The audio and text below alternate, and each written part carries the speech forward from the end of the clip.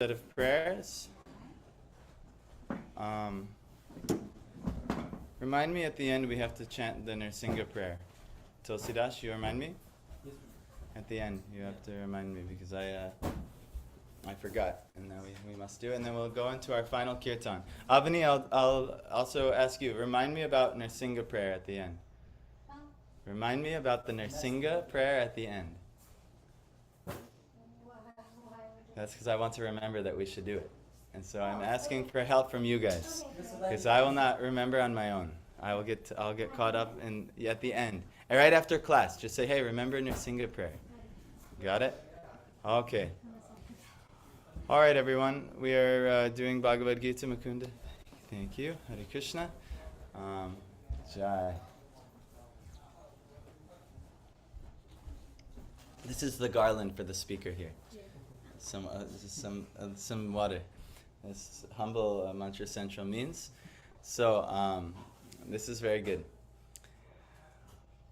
All right, we're reading Bhagavad Gita, but before we read Bhagavad Gita, we will have somebody scroll through and we'll chant some prayers honoring the gurus, from which all of this knowledge is being shared from.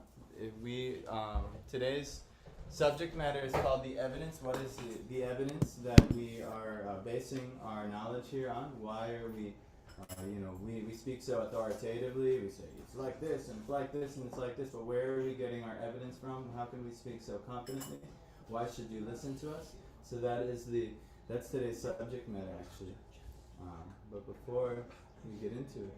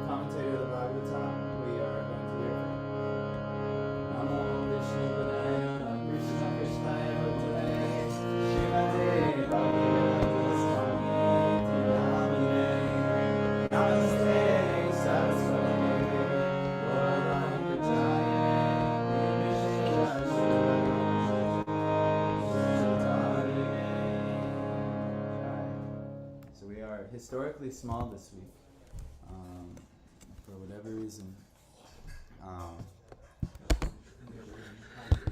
What's that? Oh, hydrating in the other room. It's a little hot today, and we are without AC for a special reason. The main reason is we need to keep power for the TV for you guys to see. So we will have AC after the program. Even once we turn the TV off, we can do the AC, but we've been having electrical issues. Okay, so what is the evidence here? What is the why are we speaking so authoritatively? What is the goal of us here? So we're going to do the last verse of this chapter, the divine and demoniac natures. And there's a whole verse, a whole chapter talking about what the godly qualities are, and then it's talking about what is the demonic qualities. And then many of us, as we first read this chapter, we might realize, oh no, I have this demonic quality, this atheistic demonic quality. So this is very dangerous, actually. So, but now at the end, it's going to give what's going to be our evidence, our pramana. What's actually going to be the thing that is going to bind us and grab us and guide us the right way. So, we'll realize that. Actually, I'm kind of cheating because I have to memorize this verse for an online group a couple of us are doing at the ashram. So I thought it would be nice for me and for them that we memorize this verse. And I'm cheating because I have to actually recite it and memorize it by tomorrow. So I figured, if I speak on any other verse, then, I'm going to not help my cause. Maybe I should put Abhiram right next to me so everyone can look towards what's being said with the Bhagavad Gita. Or maybe he should just give class. So very good. Abhiram, you want to join me for class and we can preach together? Let's see. I don't know if we'll get him up and over that. Yes. All right. Me and Abhiram together will give class. Here, you guys can see. Okay, very good. Okay, Abhiram, let's tell them. Om Namo Bhagavate Vasudevaya. Om Namo Bhagavate Vasudevaya. Om Namo Bhagavate Vasudevaya. Om Namo Bhagavate Vasudevaya. Om Namo Bhagavate Vasudevaya. So before I begin, I would like to offer my humble obeisances unto the many gurus in my life, Diksha, my Diksha guru, my Shiksha gurus who have been helping me advance over the years, and even the Vartman Pradarshika gurus who helped show me the path and the way. I would not have anything to share or offer without their blessings, and so I'm only just a channel for their mercy, and I'm trying to channel their energy as a Vartman Pradarshika guru for others to say, hey, this will be good for your life, come this way. So that's what we're here to do. So, I know, Abhiram, you are the star of the show, but try to let Bhagavad Gita be the star of the show. Yes. So, Just wondering how he ended up. yes. He was drawing all the attention, so if we thought if he had a better... if we put him closer to the speaker, maybe someone will pay attention better. Maybe, but we'll see. So anyway, tasmach chastram pramanang te karya vyavastito kyatva shastra vidanoktam karma kartumi harhasi tasmach chastrang pramanang te karya vyavastito kyatva shastra vidanoktam karma kartumi harhasi tasmach chastrang pramanang te karya vyavastito kyatva shastra vidanoktam karma kartumi harhasi. Okay, one of you guys. One of the gentlemen and then one of the ladies. Tasmach chastram pramanam te. Tasmach chastrang pramanam te. Karya vyavastito. Gyatva shastra vidanoktam. Gyatva shastra vidanoktam. Karma kartume harasi. viharasi. Karma kartum iharasi. One lady? Which one will do? Rock, paper, scissors. You want to try? I will be pronouncing it right. If you want, you're allowed to bypass it to Mukunda Prabhu. Tasmat Shastram Pramanyamte. Tasmat Shastrang Pramanang Te. Karya Karya Vyastisto.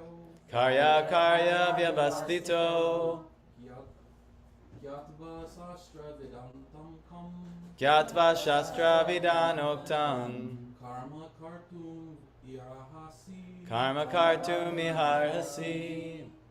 Now I did more recitation than usual, mainly because I want to memorize this by tomorrow. So the more we do this, the better chance I have at success.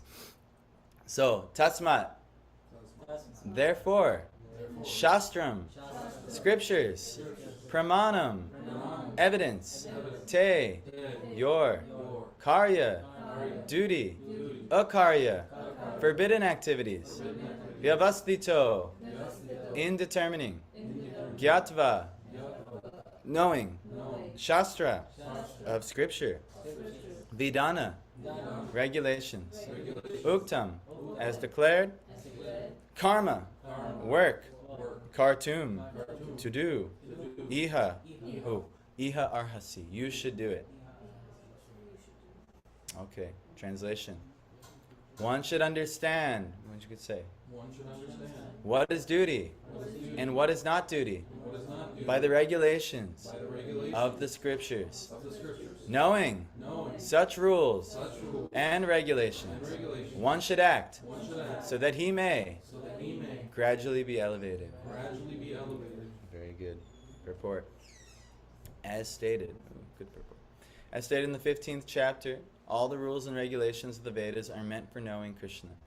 If one understands Krishna from the Bhagavad Gita and becomes situated in Krishna consciousness, engaging himself in devotional service, he has reached the highest perfection of knowledge offered by the Vedic literature.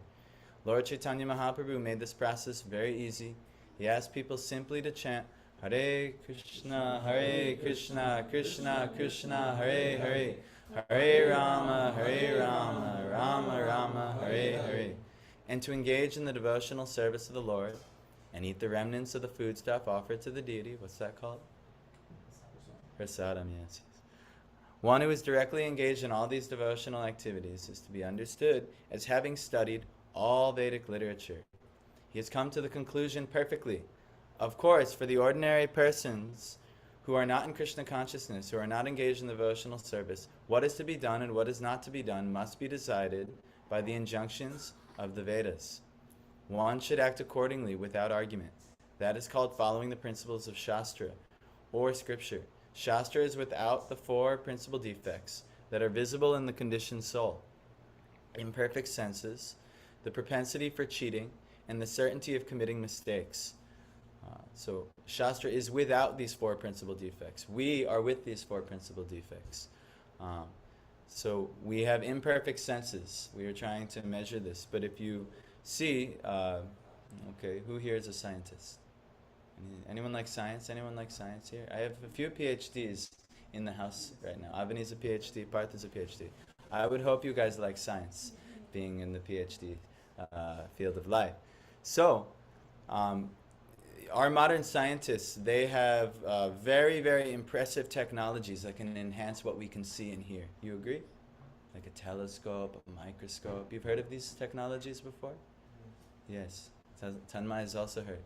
So it's very good. Like this, both Tanmays. They've heard. So, this is what's actually, do you know the percentage that the human eye can see in comparison with the greatest technology our modern scientists have found? What percentage, Margie, do you think that our human eye can see in comparison to the greatest telescope? Closest whole number. You know what whole number is? Yeah, the integers? But when you ask percentage, I think 20%. 20%. Very good. How about you, Mohit? 50%. Very nice. How about you, Dheeraj? 10%. Yes, the scientist understands. It's 0%. The closest whole number is 0%. Yes. This is how imperfect our senses are. We're actually perceiving 0% of what our scientists can perceive. Now, let's take our scientists, the greatest microscope and technology that we can see 0% of, practically. In an infinite universe, let's quantify that number of what we can see. You know math, Avani? In PhD, you need to know some math. You must know some math. This is very important. So, let's quantify the number. Let's say that the unit is 8 million. We have 8 million, the technology can see 8 million units of information. Okay? This is just a random number. It doesn't matter what number it is. So we can see 8 million units of information. Now, but they've studied the entire universe, and they've come to the conclusion that for all intents and purposes, the universe is what number? The universe, as they're studying, what conclusion have the modern scientists come to? I fancy myself a scientist. Yes. 0. No. They have not said that. They said the opposite of 0. Infinite. Yes, it's infinite. So now coming to that. If you put 8 million over infinity, what is the number? Okay, let's say it's 9 million over infinity. What is the number? 0. You were getting there before. You're thinking too much now. It's 0. So meaning we can see 0% of reality. Meaning the scientists with their best technology can see 0% of reality. Meaning that all of our best efforts of understanding reality will reach the unit of 0% of reality. This math makes sense? Would you say this is scientific? Yes, Avani she's this PhD here. She's the spokesman for the scientists, saying yes, this makes sense. So this is actually a huge problem when trying to understand what is the meaning of life, because we have a faculty to understand life at about 0%. So it's very, if you're like looking for success in an endeavor, and you say, oh, you have, Dheeraj got some very bad disease, and I'm a doctor, and I say, Dheeraj, you might have a shot of living. You'd be like, yes, oh my God, wonderful. And I said, yes, there's almost a 0% chance of success. How would you feel about that? No, you'd be very concerned. Oh my God, I'm going to die, So like this. So if you're trying to derive meaning and understanding of life, and you have a 0% means of actually understanding at your own capacity, would you say that's concerning? Yes, yes. He is acting as the guru right now. He is showing, yes, very concerning. So this is actually this is a big problem. And not only that, we commit mistakes. Our senses are imperfect to begin. Then we have the propensity for cheating. And even we might not mean it, but we always have a tendency to argue towards our already existing worldview. So what we already think is right, we always want to try and prove that thing. We just have the tendency to always want to be right. Who here wants to be wrong? The scientist should say, yes, I would like to be wrong, because then I could be proven closer towards the truth. But that's not our nature, actually. Our nature is like, no, I'm right. I want to be right. So this is a defect of the living entity, to always want to be right and have what's called confirmation bias. Always be biased towards what their existing understanding of the world. So, in that, there's certainty of committing mistakes. Because we have 0% ability to understand reality, and then we always want to think that we're right with our 0% knowledge, certainly many mistakes will be committed. And we don't get such good results in life in things like this. So this is one of the defects. And in that, we'll certainly be illusioned. We will be certainly away from the truth. So this is a problem, actually. Everything we're doing is away from the truth. I'm sorry to tell you such an authoritative negative thing. But yes, everything you do is a lie. I'm trying to make light of it. But actually, this is the sad truth. So what can actually empower us? What solutions? Does anyone have any solutions? Before Prabhupada will tell us the solution. If we're perceiving reality at 0%, and we have all these defects that'll pretty much assure that we'll never get the right conclusion, what solution is there to such an issue? To have faith in God and Yes, actually, that's really the only solution. That we're screwed with our, I'm trying to speak more elegantly. So, we are, as the New Age kids would say, we're cooked, right? Our faculty for success is 0%. Oh man, if it continues like this, I will never have the proper meaning. I'll never find true happiness and purpose in life. Oh no. But if there is a being that is supreme, that's really the only hope. That is the only hope, and that's why theism exists. That's why atheism, this is the atheist dilemma. The atheist dilemma is that there's no hope. And if you could try your best to try and enjoy the world, but you cannot stop death, you cannot stop the sufferings in life, the miseries of life, and it will be a big problem.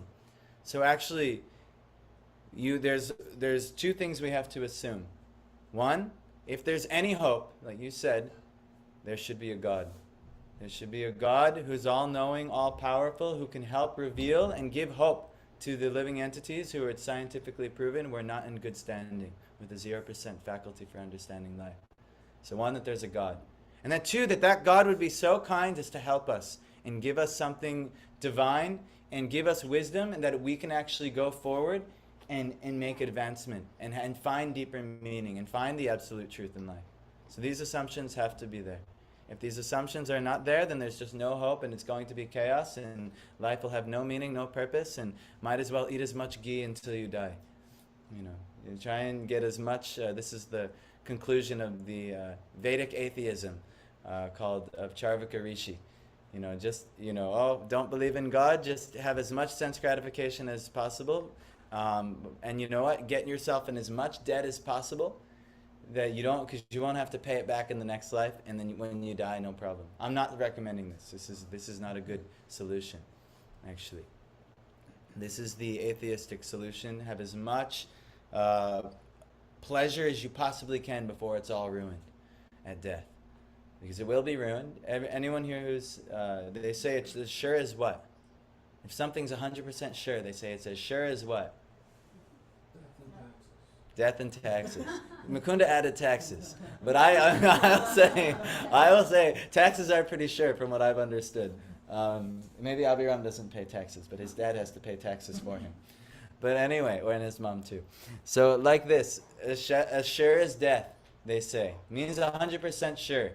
Meaning death is 100% sure, and any type of pursuit of pleasure you'll have in this world, it will be ended at death, will it not? We've examined this before.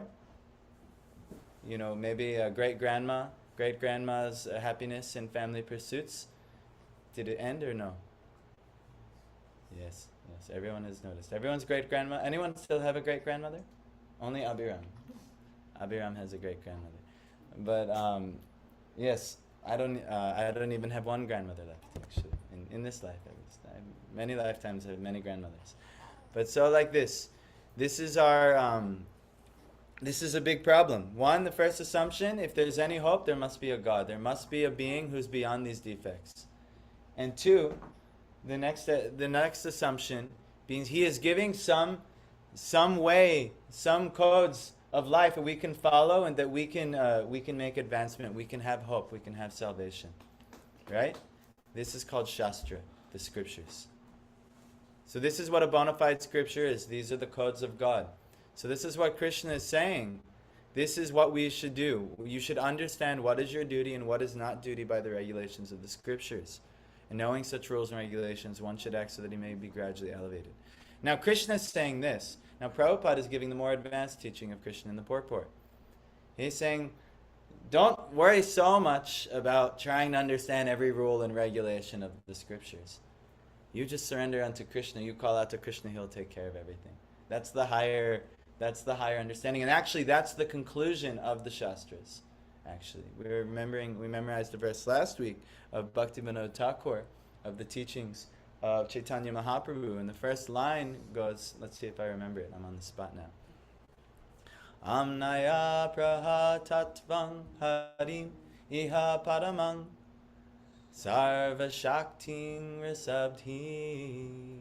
Now let's break that down there. What does that mean? Amnaya, the evidence. which is the Vedic scriptures in Guru Parampara, are saying, they explain that the absolute truth, the tattvam, the absolute truth is Harim, this Supreme Personality of Godhead. And Iha, here in this world, Paramam, he is Paramam, he is the Supreme. So this is actually what the Vedic scriptures lead to the conclusion. So if Krishna is telling everyone to try to understand what is the duty and what is not duty by the regulations of the scriptures, so they eventually will reach that conclusion. If you study the Upanishads, if you study the Mahabharata, you study the Ramayana, you're studying any, it doesn't even matter. You can go now to the modern Western scriptures. You study all of the great religions of the world, which we're trying to study what is the actual philosophy of life. What is the main thing that we have to do? They all come to the conclusion, God. God is at the end. Even modern science, they're coming to the conclusion, whether you're a materialist or you're a metaphysicist, where you think, well, life is matter or there's something subtle underneath it all. Okay, it doesn't matter what it is. If something is moving, something in motion, how does something go in motion? What's physics? So inertia, what is the law of inertia? Tell.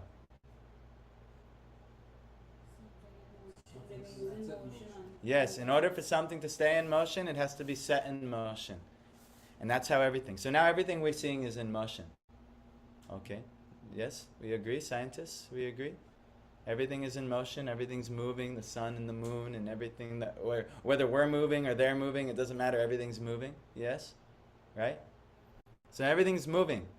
Okay. Well, what moved Abhiram's body? How did Abhiram's body come to be? Don't think too much. But, mother and father, yes, right? And then bringing okay, so now he's moving, his mother is feeding him and he's moving. Okay, but what's moving his mother and father? Don't think too much. Yes, the food, the energy, so many things, our own. But, how did we get there? Someone had to do what we are doing for Abhiram, raise us and move us and things like that, right? And so on.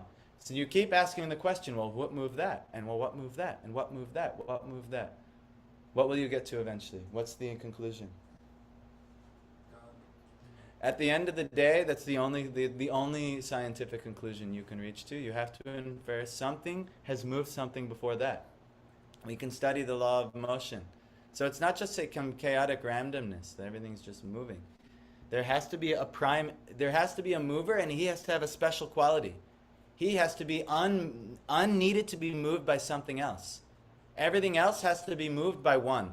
That's the conclusion of science, that there has to be one independent something that's moving everything else.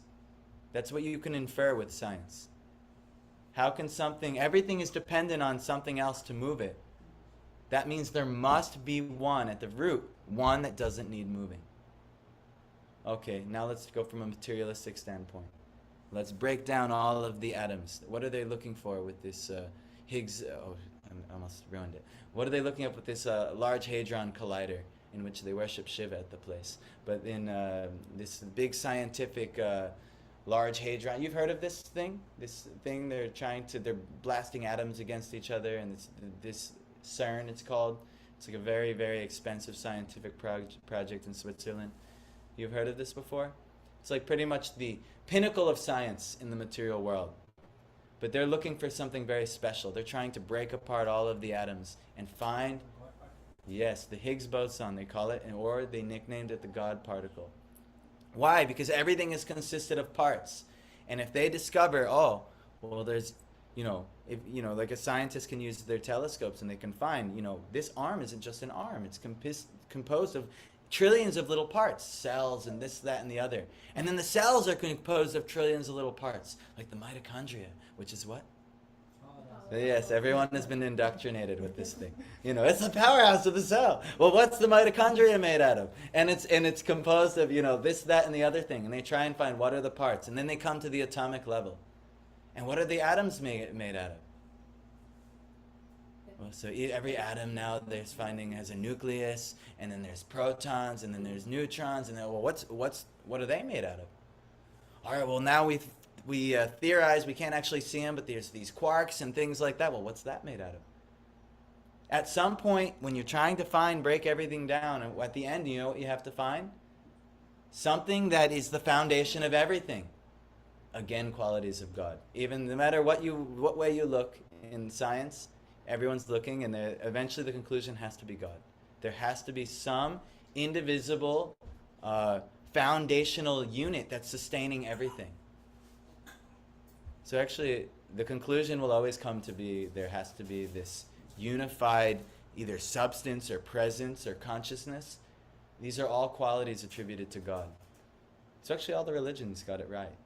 Even now it's modern science. We've lost this wisdom of religion, but now we're rediscovering, oh yeah, actually the whole God thing seems to be the only hope, actually, because this is with our science all we can infer that there has to be some indivisible absolute principle at the foundation of everything, moving everything, and the basis of everything. Only God can make this description, actually. So now, what are the revelations of God? The Shastra. This is our only evidence as to what to do in the world. We have to find bona fide Shastra. Now, not everything is a Shastra. No, we have to understand what is a Shastra. Ideally, the direct revelations of God given by the pure representative of God. This is Shastra. This is why we have a Guru Parampara here. So you find the Vedas, which is said to be the pure knowledge given down by the pure rishis, who are the representatives of God, and the only way that they can know the Shastra, they have to have heard it from their Guru. And it's mentioned in the Bhagavatam how the Shastra comes down. It starts from the Supreme Lord giving it to Lord Brahma, and then Brahma gives it down to the rishis, and then the rishis give it to the Manus, and then the Manus give it to mankind, and it goes down like this. This is the only way you can get pure knowledge. So you have to somehow get connected to this pure system of knowledge, coming from God to man. That's the only way to get knowledge. We have this very vicious tendency of what's called the Roha Pantha, where we think that we'll discover or we'll invent something. All of the best inventions are actually things that have been already discovered, and then it just came somehow that knowledge was given to someone else, and they were able to practically apply it to the modern age. Like even now, we're seeing these pyramids. There's some ancient technology. We don't really know what they are. Even modern scientists discovered they're way more vast and comprehensive than we could have ever thought. And that way bigger than even the tips of the pyramids, there's a huge structure underneath the earth that they've just discovered that they don't know what it is. And it's like a pretty wild thing. But now even, a lot of scientists, they've discovered the pyramids, how they are, how to use pyramid technology to enhance and fine-tune energy. We see this with things like lasers and stuff like that. They fine-tune these technologies, and they use the pyramid principles. Ancient discovery of the past, but now they're using it in a refined way. Tattoo needles, all these things, right? So, we have to come to the conclusion that instead of trying to ourselves discover meaning, discover purpose, discover everything, that we don't have the faculty to do that. Actually, better that we receive knowledge. Just like Abhiram back there, if I were to just put him out in the street, or if I'd put him in a little basket down the river, and I said, okay, figure out life, buddy. This would be very bad parenting. Everyone would call the police on me and say, take him away, don't let him raise him anymore, that's crazy. Why? Because it's crazy, that's nonsense, that's foolish.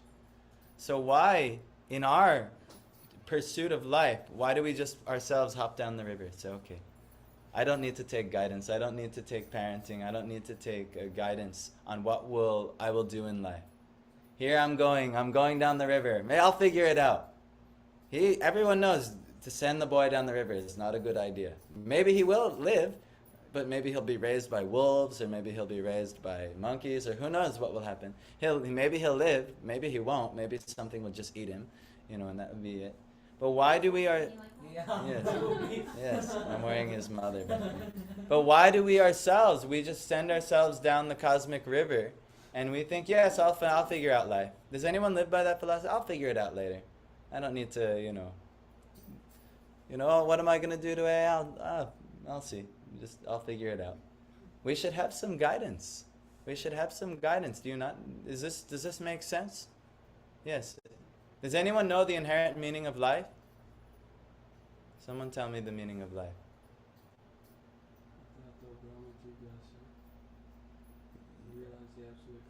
Yes, where'd you get that information? Yes, you've been guided towards that conclusion. But does anyone else, what? Yeah, who told you that? I may be one, but where did I learn that? From your Yes, and where did he learn that? From his Yes, so this is actually the only way to get authoritative knowledge. But anything else, I know. If someone can say, it's this, that, and the other thing. Ultimately,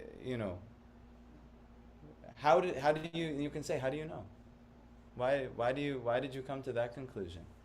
And they say, because just like at the end of the day, it'll be like, that's just that sounds good in the moment. That's what I thought. And it's like, if you see you have imperfect senses and you have about 0% of reality at your disposal, why do you think that that's going to get you a good conclusion? Eventually, if you keep asking questions, you'll knock down most of people's why they do what they do. Because they realize, I don't know what to do. And I'm just doing all kinds of stuff and I have no idea why I'm doing it. And I think it'll give me some good result, but I actually have no idea what will get a good result. So this is the way to get a good result. You have to follow divine instruction. Yes, you have a question? How did the first one figure it out? This is the principle. Well, how did he, right? It has to come back from God to God. At some point, and Krishna reveals in the Bhagavad Gita that whenever it gets broken, like say the lineage of wisdom gets broken, and there's not a clean connection to wisdom anymore, he personally will come again. It's really the only hope is that there's a God who is giving this wisdom to us. Unless that's the conclusion, there's no hope. We'll never reach an answer, and we're too limited in our faculties and the human form of life. Really, only from God. That could be the only conclusion, actually. That's why every religion, that's the source of knowledge, is always coming from God. Because there has to be, in order to gain knowledge, where did that knowledge come from? Where did that knowledge come from? It has to come from an all-knowing source. That's the only way, actually. That's the only way. That's the only scientific inference we can actually make. It has to come from an all-knowing source. So, if there is knowledge from an all-knowing source, now I'm not telling you necessarily have to believe that. You can, I've given you all the inference that should guide you, hopefully, towards that conclusion. But you yourself might have to realize, okay, then I should at least entertain what he says, what an all-knowing source is saying, and that's what Shastra is. And what you should learn is what is one's duties in life and what one should not be doing in life. And then you act accordingly, if you actually have faith. We actually, many of us, everyone here claims to be a theist, or you believe in God, correct? Anyone here not believe in God? The reason you come here is you have some belief in God, or you would have maybe some hope that there might be a God. But you might find that in your life, because you don't, in all aspects of your life, so much seem to care what God is saying or what God recommends, that actually the deep down belief isn't so strong. And you might be doing many things against your best interest, or even against your own belief that there is a God. Yes? So like in moments of weakness, has anyone ever done a bad thing? No? Mukunda's perfect? Oh, everyone else has done a bad thing. Why does one do a bad thing? You might even believe, you might even know I shouldn't. Do you ever do something you know you shouldn't do and you know it's not going to give you a good result, but you're just too weak? I can't help it. You know, like for me, my weakness is like sugar and sweets and things like this.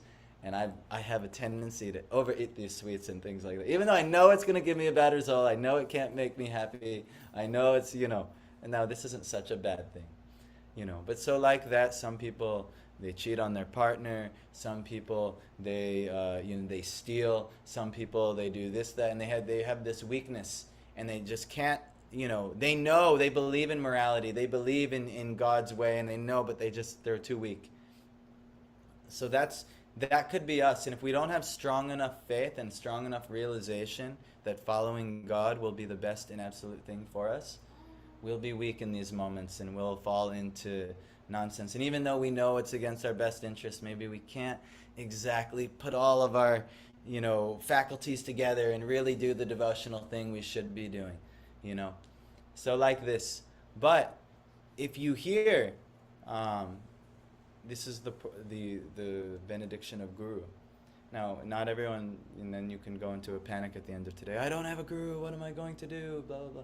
Don't worry, actually everyone has some form of Guru in their life. Especially Mantra Central, every time there's a speaker here at Mantra Central, the role of that speaker is to act as a Guru in some way. Maybe not as, you know. And what makes a Guru? Someone tell. Yes, that's what Guru means. But how did they dispel that darkness? How? Did the source just say, you, chosen one? They have all the knowledge, they have the sadhana. So all by their own hard work, they get it? How's the mercy come? Yes, they're their Guru.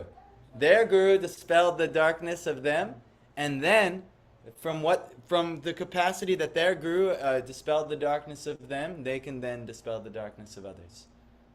So every time that there's, say, a speaker here, an initiated devotee, who through their Guru has dispelled a certain level of darkness through them, they can actually help you dispel whatever darkness has been dispelled of them. Whatever has been illuminated in them, they can then illuminate to you. So this is actually, this is how you can realize the Shastras. Actually, what makes a Guru, one of the things is mentioned, Krishna mentions in the Uddhav Gita, is Shabde Parecha Nishnatam. They'll be fully conversant in transcendental sound. And why is that very important? Because that transcendental sound they will then impart to you. Do you ever hear of the profession of or you've seen like in school maybe a motivational speaker? How do they motivate you? Sharing their wisdom, whatever knowledge they have. Yeah. Sharing how? Through what? It's the vehicle. Sound, speech, through their words. Then they're sharing and they're motivating you. Wow. You know, you ever go hear a great talk, you're like, oh my God, I'm inspired to completely change my life. Motivational books are cool too. They're good too. But it doesn't hit you like a motivational speaker. This is actually the way to realize scriptural knowledge. You know, the scriptures should be understood through a speaker of the scriptures. And that's what we're offering at Mantra Central. We're to present to you with whatever realization we've been given. We shouldn't present something we have no realization of. But we should be presenting something to you that we've heard and it's really deeply impacted us. And now we share that with you. So, you should learn what is your karya, your duties. What's akarya? Your forbidden activities. So then, vyavastito, you can determine. So gyatva, shastra, vidana, you'll know the scriptures and the regulations declared in the scriptures. So this is what you have to do, what you're doing right now. Come and hear. Please come and hear from, yes, we're not fully realized souls here. But we hear from more realized souls than ourselves.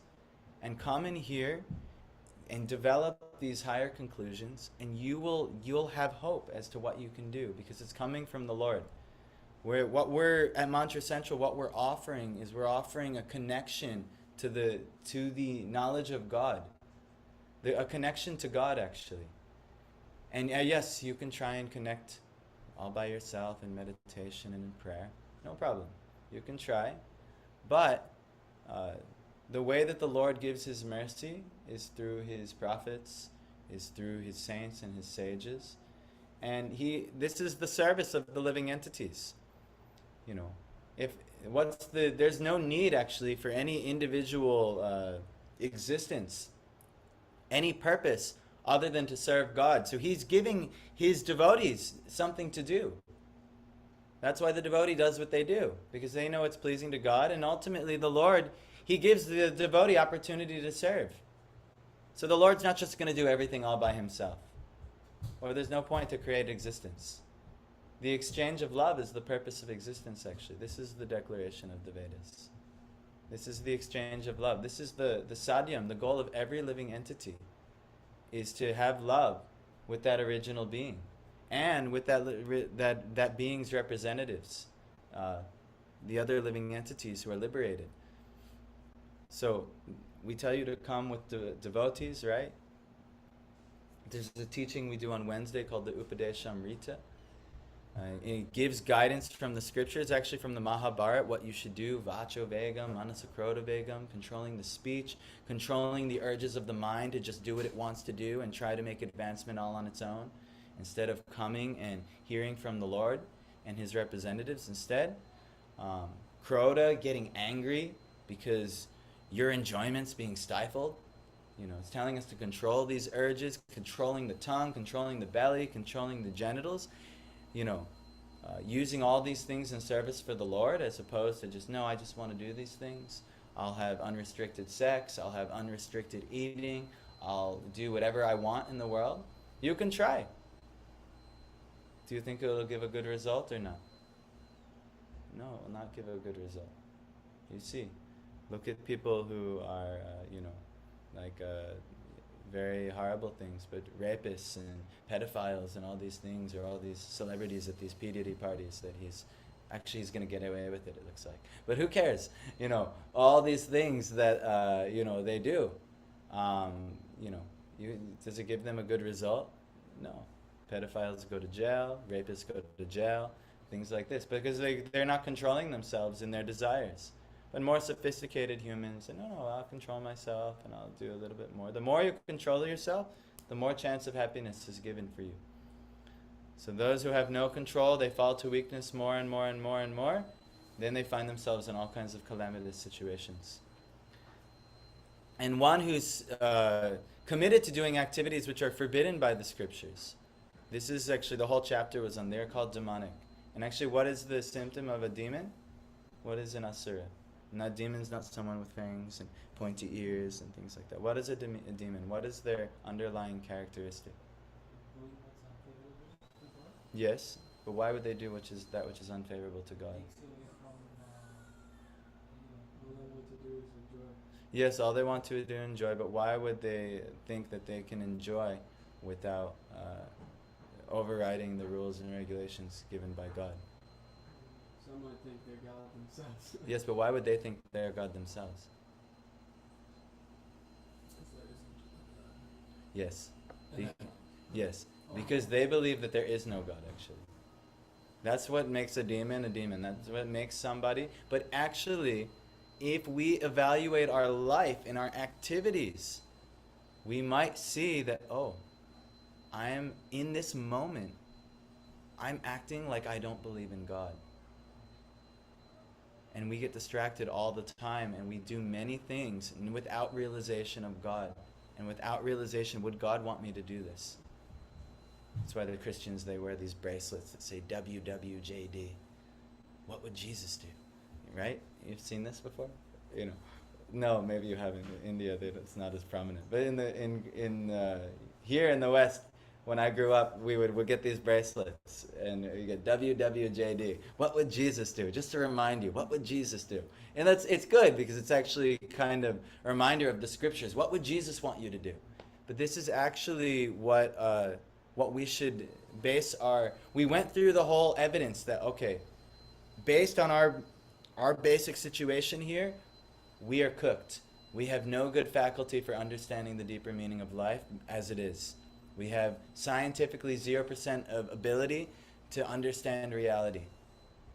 So now, the conclusion that you would hope is, let's hope there's a God. And if there's a God, what would he want? That's scripture.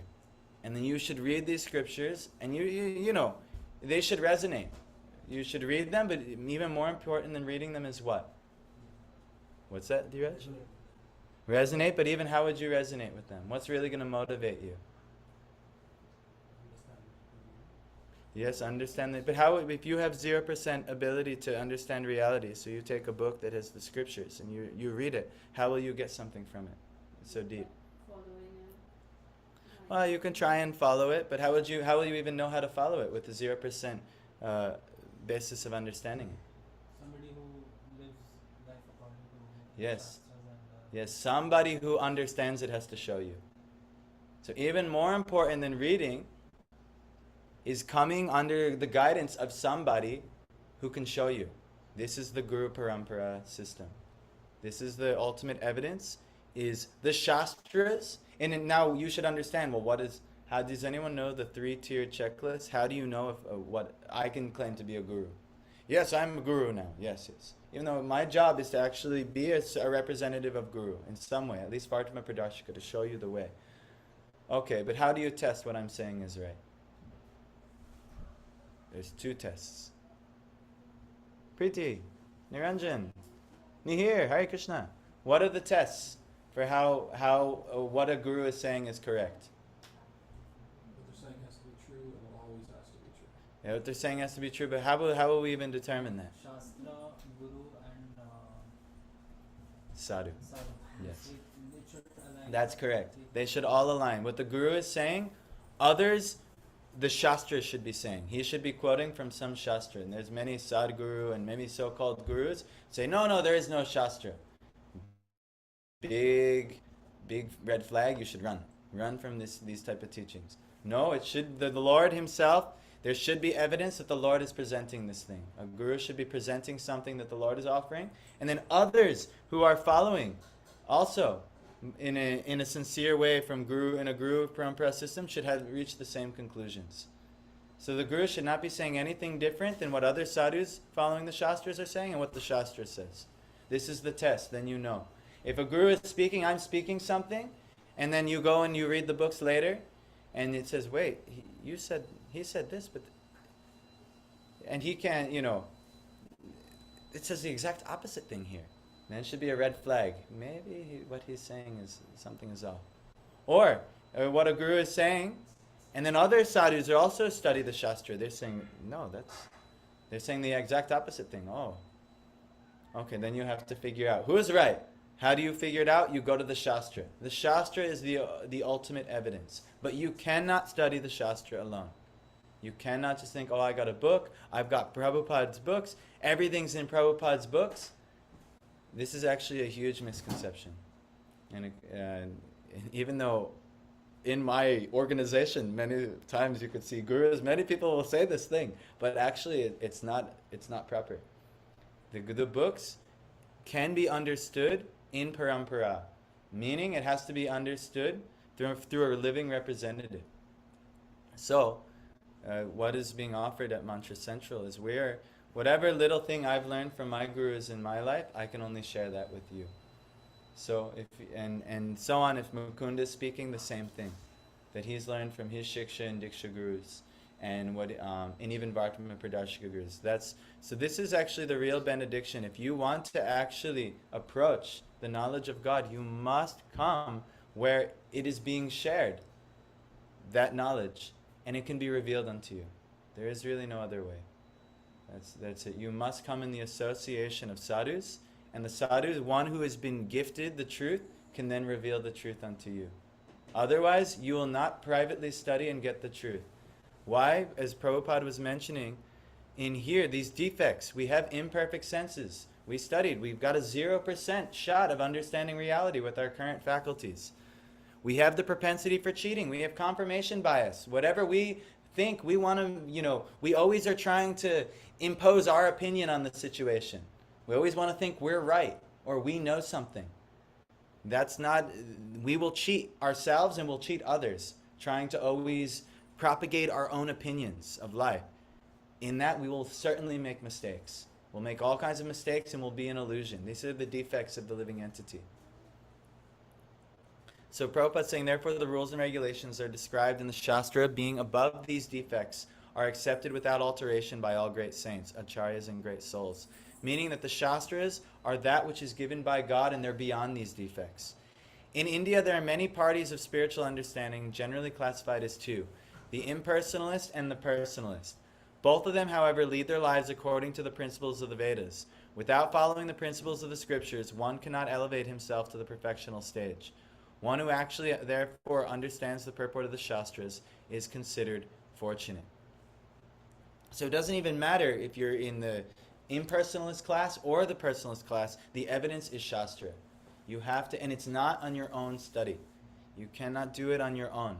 You can look at it on your own, but you have to, it has to be given to you. It has to be shown to you.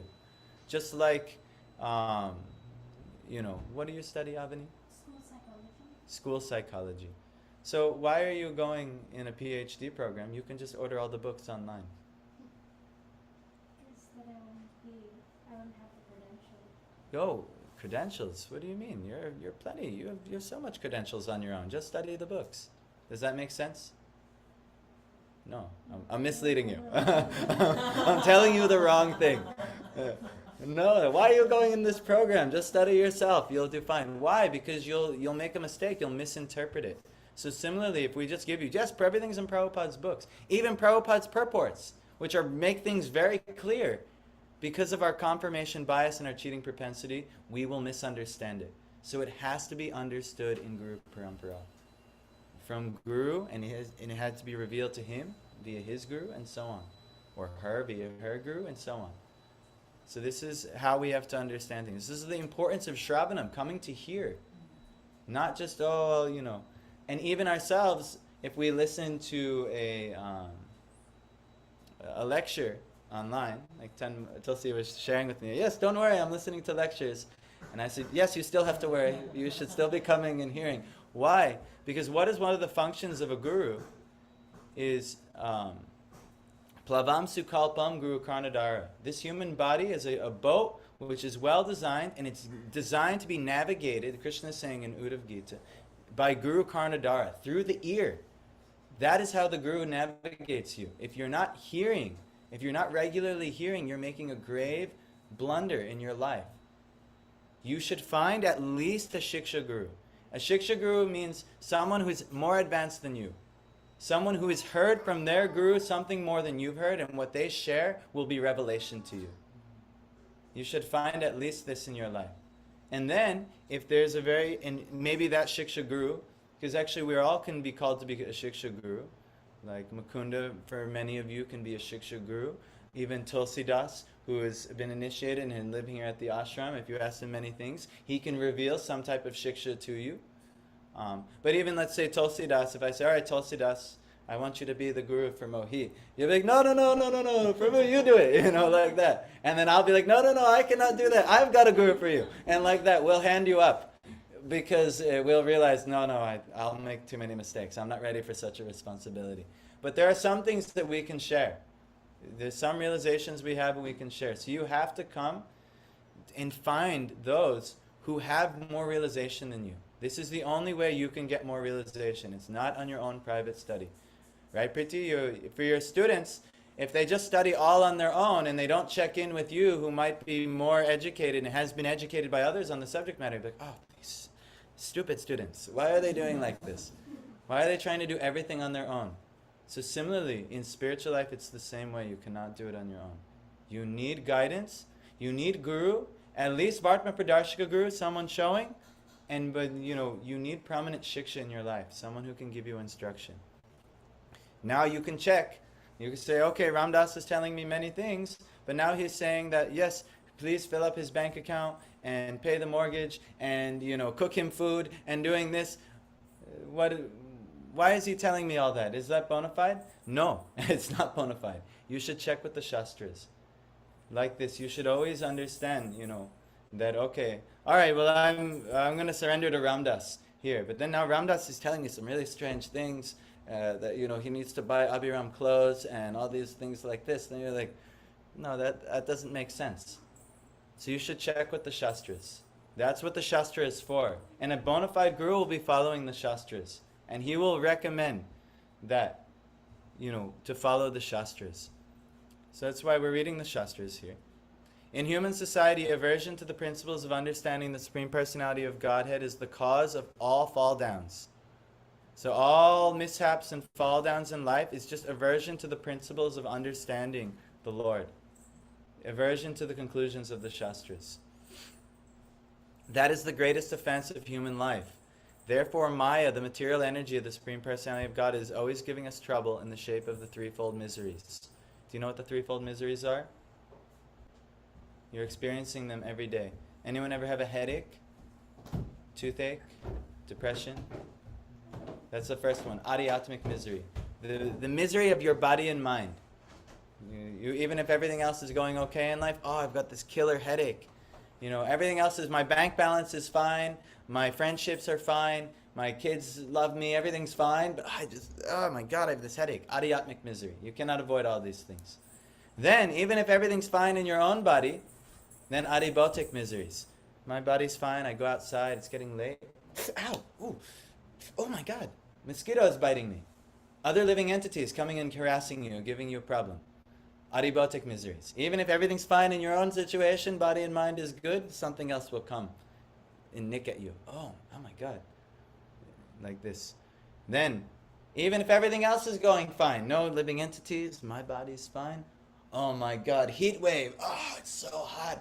It's so hot in here. Oh my God, snowstorm. We're in Syracuse. It's crazy. The sun hasn't come out in 3 months. What's going on? Adidaivic miseries. You cannot avoid all these miseries. The only solution actually is to approach God for mercy.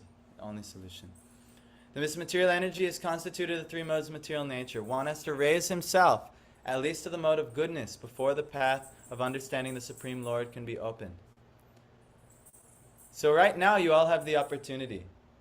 Yes, I might have spoken some, but you actually have to now take on your own initiative to, I'm going to uplift my life. I'm going to come and sit down and hear. I'm going to willingly put myself in a situation for betterment in my life. Hearing the revealed scriptures, hearing the deeper conclusions of life, practicing in the recommended processes of worship. I'm going to actively do it. Like we have this really nice girl, Avani, who has been getting up every day at like 3 in the morning, and she walks here. And then she gets here, and I'm here, and I'm starting the arati, and she's either meeting me or I'm meeting her. She's already in the building, and when I get up, and she's ready to. Why? Because she's ready. Maybe she's bored. I don't know exactly why, but she is doing. She is coming, and she's putting herself in a good position for elevation every day, to do worship practices that are recommended in the Shastras, to read the Shastras with us, and to get any revelation that might have been given by the teachers who've helped us. And every day she's putting herself in these positions. Everyone should be designing their life in such a way. Every one of us. If you actually understand devotional conclusions, you should design your life. How am I getting nourishment and mercy in my life? And guess what? Just reading the scripture on your own is not enough. It will not be enough. It will not be realized by us because we have these 4 defects. We mentioned it. We have imperfect senses. We have imperfect ability to understand. It has to come through revelation, ultimately coming from Krishna and Guru Parampara. So your best bet in Syracuse is here in Mantra Central. That's your best bet. But we're going to introduce you to many gurus that you can follow and you can regularly hear from, you can connect with. Even have phone calls with, stay connected with. Our Diksha Guru, Shamikarishi, mine and Mukunda and Madhav and all of us, he would be happy to meet all of you and share whatever he's gotten in his life with you all. There's many others. We just had a Mukunda Prabhu, he's an initiating guru. We had Prem Prayojan Prabhu, he's an initiating guru. We're going to have a Jagat Mohan Maharaj next week coming here. Come here. This week. What's that? This week now, yes. Friday, Saturday, check the watch and it's been confirmed. So it's officially this week now. So come in here. Let me just finish this purport and then we'll have to do Nrsinga prayers, right? And then we'll do a final kirtan. One has to raise himself, at least in the mode of goodness, before the path to understanding the Supreme Lord can be opened. So follow the scriptures, follow the best you can, and then it'll be opened. Someone will tell you, you'll have realization, oh, I need help. And you'll go to a guru. You'll find guru in your life. If you don't have guru yet, this is going to be, your bhakti really cannot begin. Without guru, your bhakti cannot begin. So if you don't have, I don't know how to have a guru, don't worry. Everyone has at least a Vartman Pradarshika guru. Someone has shown you the way to go, oh, you should check out the temple. You should check out. So that's, guru has already touched your life. And then here, we're supposed to provide shiksha to some degree. Some level of shiksha for you. So if you don't have any guru, don't worry, come here, meet with the devotees. Every devotee here who has some realization can provide some shiksha for you. And then their shiksha will lead you to, okay, there's a very qualified shiksha guru here, and he's so qualified he'll even give you diksha. And then you could even surrender and take diksha if you want. Which is a formal, I'm going to fully submit to this process. I'm going to fully surrender to Krishna in this way. And so anyway, don't worry about that right now. Maybe it just takes enough shiksha, and then eventually that can come. But anyhow, without raising oneself to the standard of the mode of goodness, one remains in ignorance and passion, which are the causes of demoniac life. So without the understanding of that there's a God and I should follow the ways of God and let me put myself in a position to follow God, you will fall into the other option is to following into the demoniac life. Which actually, if you study the 16th chapter, you might find, oh wow, this is in my life for sure. And if you see that, that means that you're not, one, you're not in tune with the Shastras, and then two, you're not in tune with those who will guide you in the Shastras. Get in tune, please. That's our recommendation. We just had Vyas on Thursday, Guru Purnima. You've heard of this before? This is the whole essence of Guru Purnima. The need for Guru in your life. And it's not always just going to be, I have a Diksha Guru, I'm fine. I got initiated, I'm fine. Right, Tulsi? How are you feeling fine just being initiated? No, just the start. That's what initiated is. It's just the start. Actually, to follow and to get the revelation. And even so, there's always, you'll always a need for shiksha. Like even in many of our acharyas, there's always our, Narottam Das Thakur, Shamananda Pandit, Srinivas Acharya. The first of our, the first ones to spread these, in the modern times, to spread these teachings to the world, they didn't just stay with their Diksha Guru the whole time and say, all right, well, whatever you say. What did he say? He said, actually go learn from Jiva Goswami this thing. This is very important. And he sent them to Jiva Goswami, and they learned from Jiva Goswami. And then Jiva Goswami said, all right, now you go out and preach, and you learn these things here. And you go and share these things with people. And then when you don't understand things, come back, and I'll recharge, and we'll recharge whatever misunderstandings are there. So this is what you have to do, actually. You have to always check with your sources around you. How can I get knowledge? Who is available that I can get knowledge from? Oh, a sannyasi is coming next week? I'm going to clear that out of my schedule. I want to hear from him. That's what everyone's thought should be, actually. You should want to hear. Someone who has more advanced than I am in spiritual knowledge, I want to hear from them. Everyone should be thinking like that. This is so like this. Even if there's not many other to think, oh, well, I've got it all figured out. I don't need to go hear from anyone. Let's say, by your good fortune, you get more advanced than all of the people at Mantra Central. Still, you'll then need to go, all right, well, maybe I have to go over here, Bhakta Bandhav, there's some Maharaj over here in New York City. You should still, but, it's a gradual progress, It'll be, and the only way you would get more advanced than, say, the practitioners here is if somehow you met a teacher who is much more advanced and they elevated you. That's the only way. It's not a self-elevation process. So, last, in spite of hearing the glories, this is good. Those in the modes of passion and ignorance deride the scriptures, deride the holy man, and deride the proper understanding of the spiritual master. And they do not care for the regulations of the scriptures. In spite of hearing the glories of devotional service, they are not attracted. Thus they manufacture their own way of elevation. This is the great danger. They manufacture their own way of elevation. These are some of the defects of human society, which lead to the demoniac status of life. If, however, one is able to be guided by a proper and bona fide spiritual master, who can lead one to the path of elevation, to the higher stage, then one's life becomes successful. You have to find a proper and bona fide spiritual master. That's ideal at the Diksha status. But even so, there are, even Mantra Central, everyone here is offering some level of shiksha to help you. Yes, we might not be perfect in realization, and we will refer you to our spiritual master. And if we're proper. And even any spiritual master, they usually do a Mangala Charana and a glorification of their spiritual master, because they feel that they're delivering you to their spiritual master. And that's how everyone gets delivered to Krishna. It's like a game of, like if I want to say, hey, let's hand something to Preeti, I give a mango to Avani, and then Avani gives it to Mohit or Mukunda, and then they give it to Preeti. That's how they can get to Preeti. But if I just chuck the mango at Preeti, she's like, it splatters everywhere like this. This is not a good transmission. It should be given so slowly, softly, gently. If the Lord wants to throw spiritual knowledge at us from the spiritual world, oh my God, we cannot take it, we cannot digest, we cannot even handle it. That's why when we read the scripture, we're like, oh my God, this is...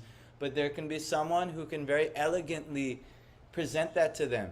It's been presented to them in such a way, and it's been presented, and then they can elegantly present it to you.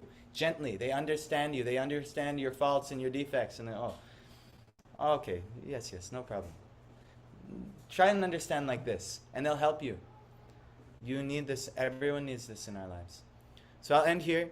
Is there any question or anything? No, it's crystal clear, right? It's pretty easy to understand. So you'll all keep coming. This thinning of Mantra Central shouldn't keep happening, even though the summer is happening and there's so many more things that we could be doing. Everyone, I'll see you every Sunday, Margie? Yes. Yes, that's very good. And Dheeraj? Yes. And Mohit? And Tanmay? Okay. And Preeti? Yes, it's a good idea. And Avani, he'll keep coming every day? No, she says, I'm finished. I'm finished with this. I don't want this anymore. So are you teasing me? No. Okay. So anyhow, all right. Can we chant in Kirtan together? But before we do that, we'll do an Nrsinga prayer. Sorry for going over. I have this tendency. Thank you who listened online. And